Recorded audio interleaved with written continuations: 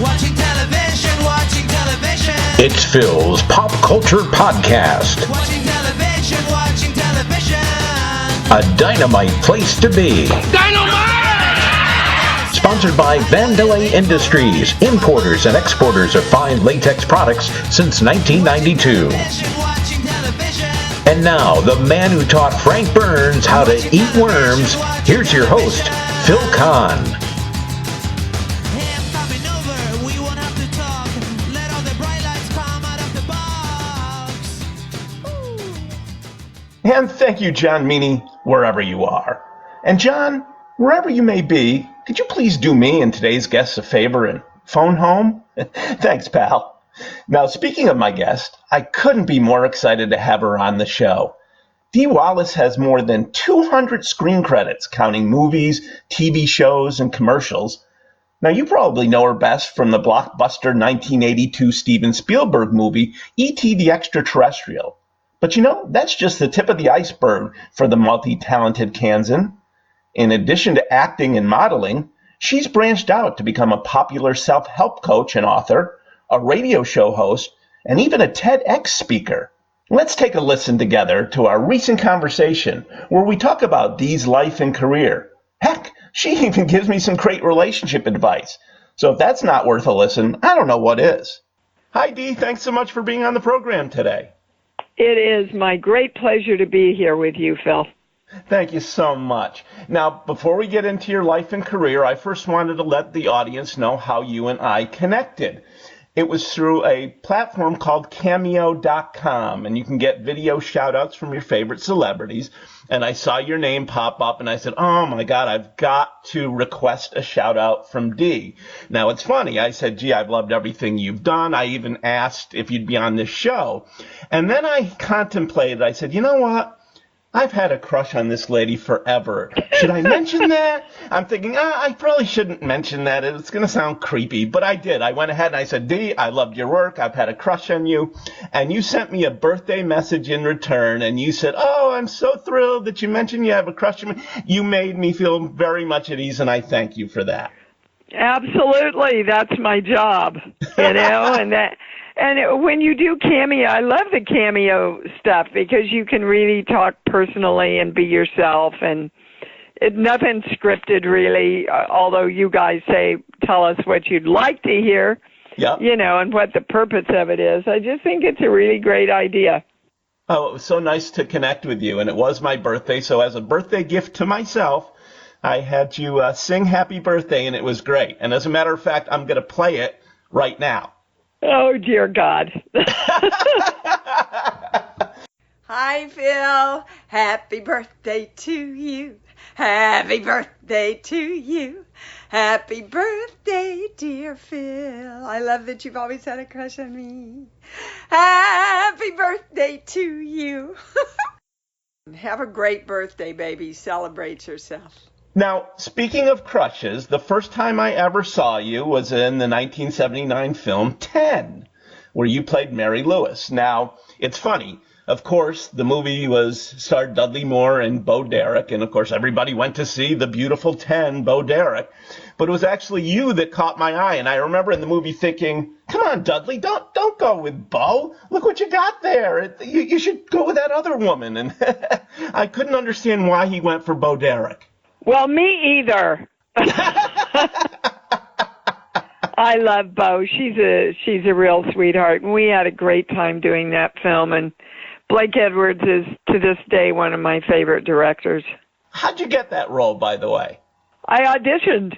They were at the end of their audition process, and the casting director, Lynn Stallmaster, happened to see me in a guest star spot on Lou Grant, where I was playing a hooker. Oh, yes. With a heart of gold. And he said, wow, I think that's the same flavor Blake's kind of looking for. Mm-hmm. So they called the next morning. I had about 3 hours with the script, ran over, auditioned, and they booked me. By the time I got to my car, they booked me. Oh, that is great. Now, it's funny that you mentioned a hooker and typecasting and so on. I was just reading another interview with you where it said, gee, at one point you were considered the scream queen. How did you, escape that typecasting? So I'm going to ask that same question. I don't think I've ever escaped that typecasting, and I don't think I want to. I'm very proud of being a scream queen, and I love doing all the highly emotional work and, playing big arcs like that. So I do absolutely all kinds of genres. I go in and out of everything, but the horror genre has been very good to me. Yes, as a matter of fact, my crack research staff said your first movie was in The Stepford Wives. You played Nettie the maid. So I guess that goes right along with what you just said. Tell me about that experience. Oh, dear Lord. Well, that's when I hadn't been in New York very long.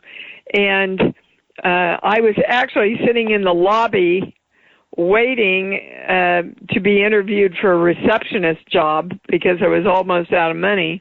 Mm-hmm. And Brian, the director, walked by, and he kept looking at me. Finally, he came over, and he said, Are you an actress? I said, I am. He said, you want to be in a movie? I said, I do. I mean, it was a glorified extra part.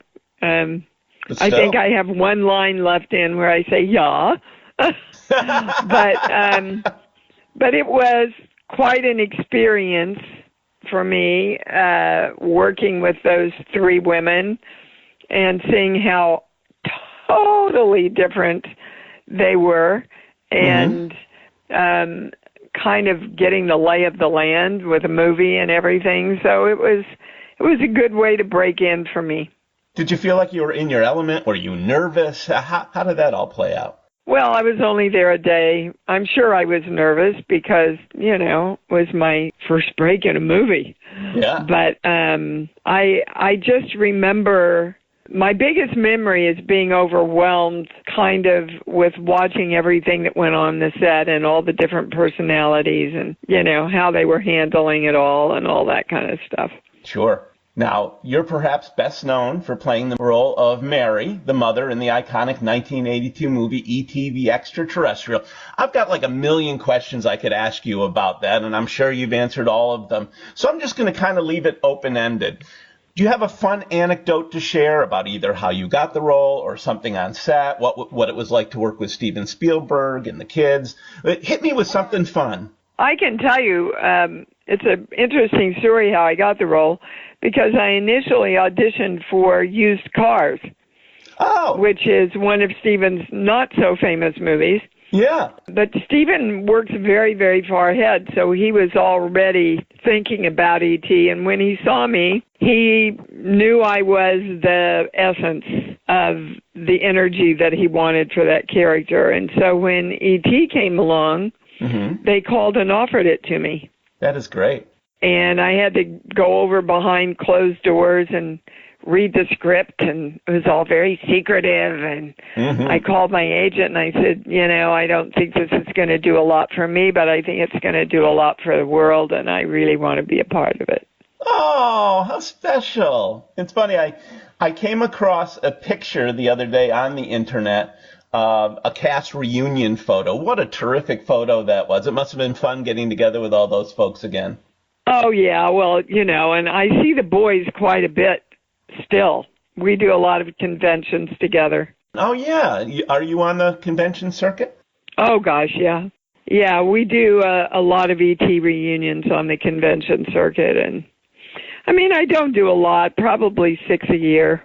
Oh. You could do one literally every weekend if you wanted to. There's so many now. Do you come to the East Coast? I'm in upstate New York. I'd love to see you. Well, I was just in Niagara Falls. Oh, and I missed it. Yeah, just there. Maybe next year. But I do a lot of them back east, so. Oh, I'm sure I'll catch you sooner or later then. I'm sure you will. Do you have a fun anecdote from the set of E.T. once you did get the role? Oh, gosh, when you do a film, it's a lot of work. But I think my favorite memory is Drew, watching Drew Oh, she was thought fantastic. E.T., she's only 4 years old. She thought E.T. was real. Oh, So really? we would catch her going over when E.T. wasn't working. Yeah. Stephen had him offset in a corner, and there were a couple of guys that were assigned to E.T. just to bring him to life if Drew came over, because Drew would go over there all the time and start talking to him. Oh, that's funny. Yeah, and Stephen wanted to keep him alive for her, so there were two guys that were assigned ET duty for Drew. Now that's star power, don't you think? Yes, it is. Wow. Now, you've kind of already alluded to this by saying you really wanted to be a part of it. You knew it was something special. My question was going to be, did you have any idea how this was going to explode the way it did and become a cultural phenomenon? No, and I don't think anybody ever really thinks about that. When you're just out there to do the best creative job you can do, and to portray the role as truthfully as you can do it. And when I did 10 with Blake Edwards, I said, "Oh, Mr. Edwards, this is going to be such a hit." And he said, "Honey, if we knew what made a hit, we'd have a lot more of them." And that's true, because the timing has to be right, the editing has to be right, the music, how they release it, how they market it, everything's got to come together in a perfect storm, and then you've got a hit. Well, in that case, it certainly did. Now, another one of my favorites is you played the role of Donna Trenton in the 1983 film Cujo. Boy, that was really, really scary. I read another interview of yours where you said, they just don't make good horror movies anymore. Tell me about that movie in particular and the genre and why you feel that's the case, that they don't make them like they used to. Well, first of all, there's so damn much CGI. Yeah. And second of all, we just got into slasher films somehow. Yeah. Now, you've seen a couple of really good, I thought The Quiet Place was brilliant. Mm-hmm. But you see, like the good old horror movies, they took the time to develop the characters. They took the time to develop the story, right? So you actually cared about what was happening to people the more and more you got into the movie, which is the same thing we did with Cujo. And then we went into this period of, hi, here's our 5 characters. Watch how quickly we can kill them in a gruesome way. Right. And that's a slasher film. That's not a classic horror film. Yeah. So Get Out was more of a classic horror film. Mm-hmm. That was very well done. Yeah, you're seeing them come back a little at a time. Yep. But we still, the Academy and everybody still doesn't honor the work in them like they should. Yeah, I believe only Silence of the Lambs, I think, is the only quote-unquote horror movie that's ever won an Academy Award for Best Picture. Am I right about that? I could be wrong. I don't know. But, again, Silence of the Lambs was more a psychological drama than a horror film, I think. Yeah, you're right. You're right. So I'll have to look that up, though, to see if there are any horror movies that want anything. Ask Siri. Yes, Siri? Yeah, hold on a minute while I go ask her. She's been listening to the whole conversation anyway, so it's no big deal. Yeah. Now, if you go to your IMDb page, I counted it up, you've appeared in 60 films, not to mention countless TV appearances. Can you believe it? Parts of me can believe it. Parts of my body definitely believe it. I have, and I think I'm the only living actor to surpass 200 film credits. Really? To my name now. Wow. So I've been a busy little beaver. Of course, there's some of them that I would prefer nobody ever see. But there are a lot of things that I'm very proud of, and I just like to work. So I've attracted a lot of work and still am, and just really am really proud and happy that the business is still responding to me, that my fans still want to see more, and love the fact that I get to do all these bizarre, crazy, weird things with Rob Zombie now. Oh, yeah. Tell me more about that. Oh, he's awesome. He's just awesome. I love working with Rob. He's just crazy, and he's just a creative genius and allows you to bring in so many of your own ideas. And oh, that's great. Yeah, it's a lot of fun. And all the actors just love him, so we all show up for him. Oh, that is great. Now, I'm sure you've been asked this a million times, but what's your favorite role? And you don't have to go with the obvious ones, the Cujos or the ETs. Maybe give me an obscure one. Well, actually, if you want the answer to the question, my favorite role and movie after I shot it is Cujo. Oh, okay. I just really think I went as far as I could go, as truthfully as I could get there. I also did a wonderful movie of the week called The Texas Cadet Murders. Oh, and yeah. I have a 5-minute scene where I find out my daughter's just been found murdered. Mm-hmm. And again, I think that's some of my best work. I loved Mary Lewis in 10, but I had a ball doing Karen in The Howling. I've just been lucky to get some really good fleshed out characters that my heart grabs pretty easily. Yeah. Is there any kind of role you haven't played that you'd still like to play, or have you done a little bit of everything? Yeah, I really would like to play a nun who's questioning her faith. Ooh. Questioning, not a horror film, but a real kind of a nun's relationship with her religion and things that don't ring true to her from her religion, and just to really delve into a good character piece like that. Oh, that would be great. Have you mentioned that to any of your colleagues or former producers, directors, that you want to do something like that? Yeah, I have. And a couple of people have brought me that idea written in a horror film, but it's not a horror film I want to do around it. No, it doesn't sound it. An introspective search that I think a lot of people are going through in this day and time. I would have to agree with you on that one. And as a matter of fact, in just a minute, we might as well go to it now. I was going to ask you more about your career. One of the coolest, if not the coolest things about you is your turn as a public speaker and self-help author. You've written 3 books. You have your own call-in radio program where you talk about the creation of self and how to get through tough times with determination and love.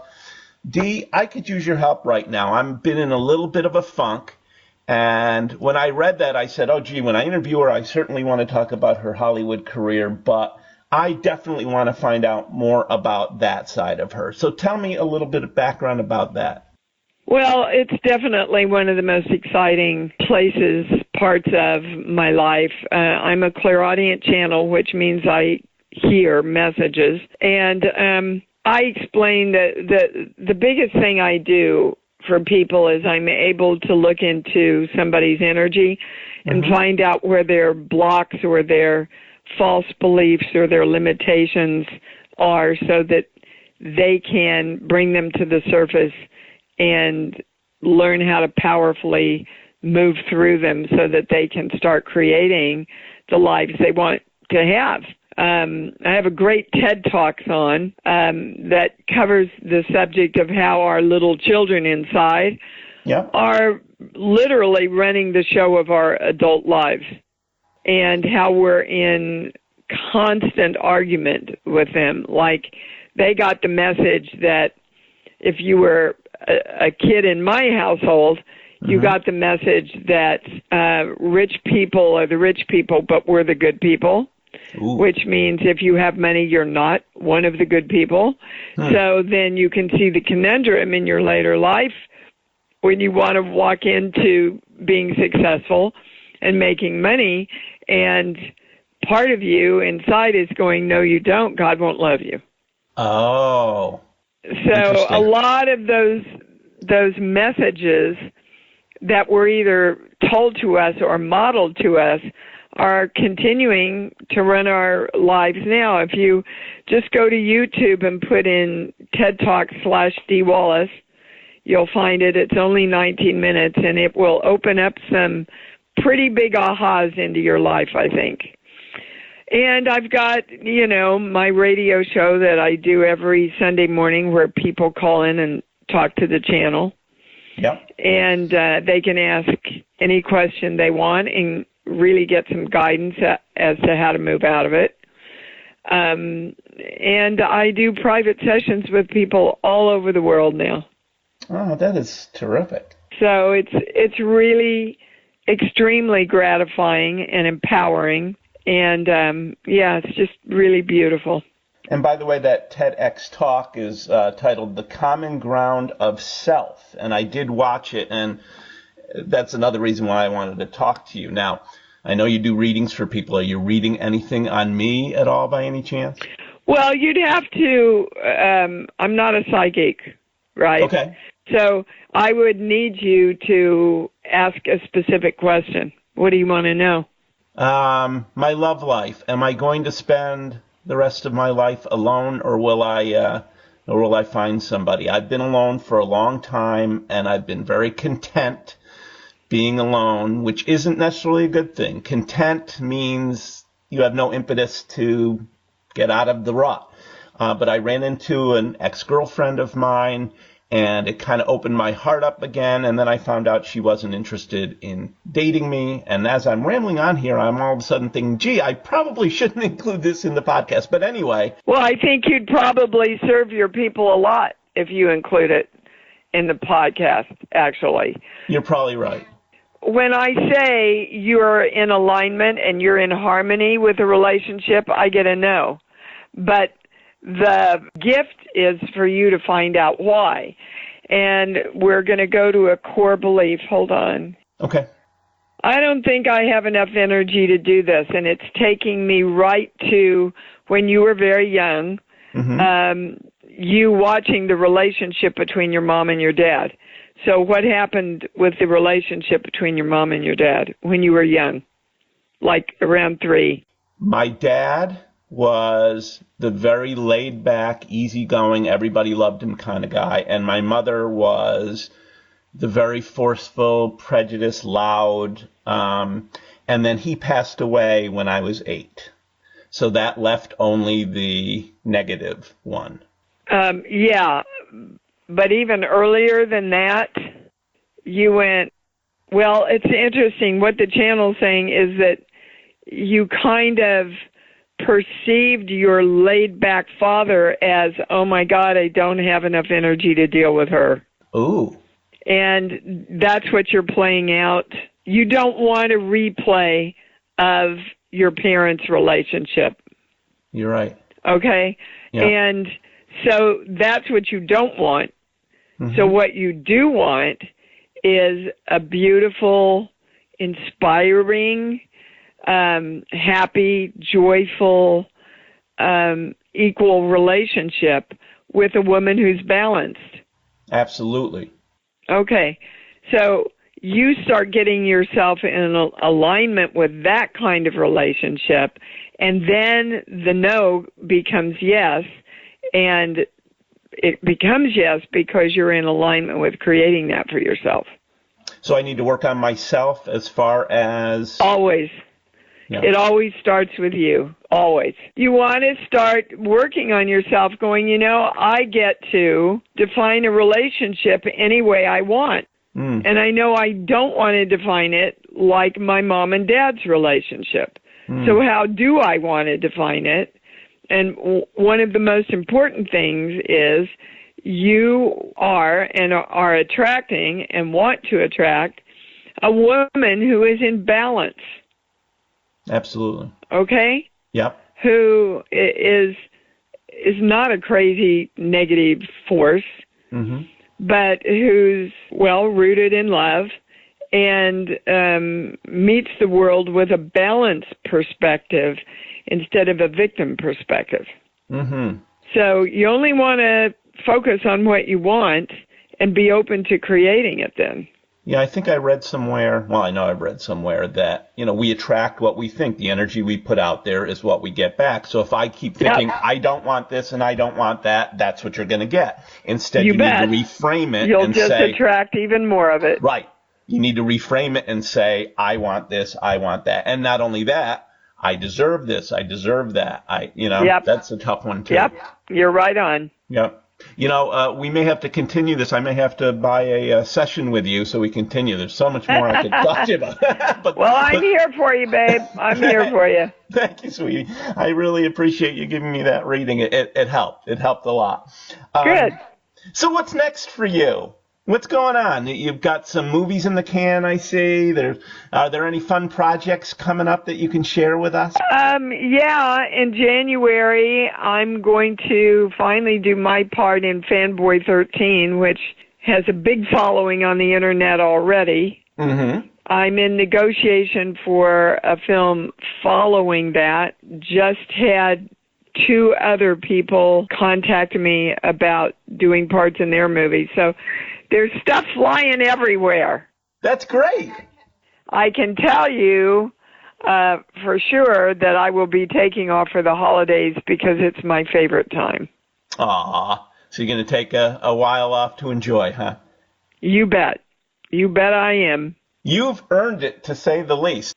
I have. Yeah. I want to give you a little promotion. I do have a link on my webpage to your webpage, but if people want to learn more about you or buy your books, where can they go?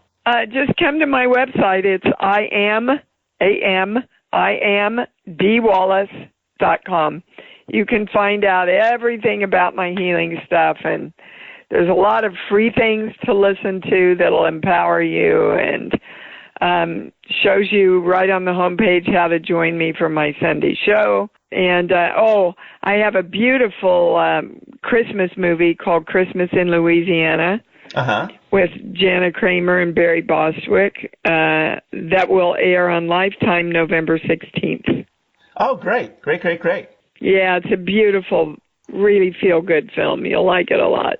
Oh, that's great. I'll look forward to it. And by the way, can you buy merchandise on your site? Like, I want an autographed picture of you. Did you sell those on your site? You can email me about what you want, and we'll arrange it over the email. Just email me, DEE, at IamDeeWallace.com. There you go. And you can, if you've seen me at the cons, I have really beautiful figurines of the werewolf and DT and Critters and Cujo, and along with some great 8x10s. Oh, cool. We're actually working to get that part of my website up. Funny, you should bring that up. Maybe I can help you with that. I maintain the website at my work, so we'll talk. Okay. Well, Dee, this has been a true pleasure, a dream come true for me. I've followed your career forever. Yes, I will admit I've had a crush on you, but it's not just a crush. I've enjoyed your work. You're a very talented lady, a great actress, and this has been a thrill of a lifetime to interview you. Thank you so much. Well, thank you so much, and I want to just put out to everybody that Phil's giving you a great example of how to create your life. He asked, and he received. Aww, how nice. So there you go. Yes, and to receive, you have to ask. That's the first thing a lot of people don't do. That's right, baby cakes. So I will talk to you soon, Phil, okay? All right, thank you, Dee. Best wishes. Bye-bye. Bye. I'd like to thank today's guest, Dee Wallace. Dee, you're absolutely right. If you want something from the universe, you first have to ask for it. And I'm so glad I asked you to be on my show. It was great fun getting to know you better, and thanks for the wonderful advice. I'm now going to ask the universe for one more thing, and that is to keep looking out for you, making sure you stay healthy and happy and the special lady you are. Best wishes, baby cakes. Watching television. We hope you've had a dynamite time listening to this edition of Phil's Pop Culture Podcast. Join us again next time for another stroll down memory lane. Until then, let's be careful out there.